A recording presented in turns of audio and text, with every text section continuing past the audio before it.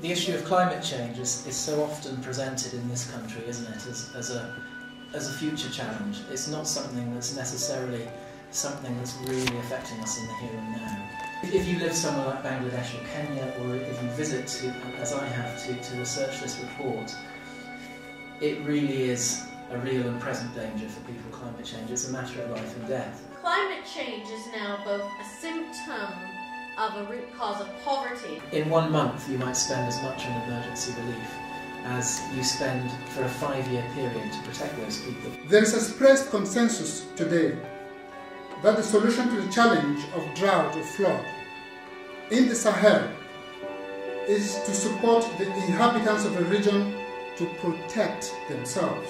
We should be planning ahead, and we should be responding to disasters before they happen. But it is an approach that emphasises the importance of supporting the most vulnerable people before they become victims.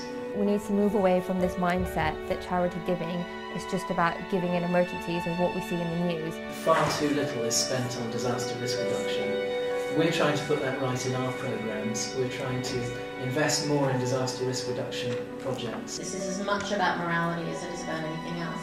People's lives are being lost unnecessarily, and there's a lot we can do to improve the situation so that people can live healthy, productive lives, even in the face of climate change-related disasters. I wonder what the panellists think of the cluster approach and whether we could actually rebrand the whole thing so that we had a cluster that was involved in DRR, and so that we change the whole cycle so it becomes a cyclic, it becomes a more cohesive response rather than just response. Massive flooding in Pakistan recently, and all the people from one end of Pakistan to the other end were affected by that flooding. And if we had a dam, the so-called Kalabagh Dam there, quite a lot of people would have been saved for the disaster. How can we unite all the members of the different faith communities, for example, and all the various NGOs? Aren't humanitarian aid agencies and environmental aid agencies pushing this agenda more and ensuring that more than 1% is spent on DRR?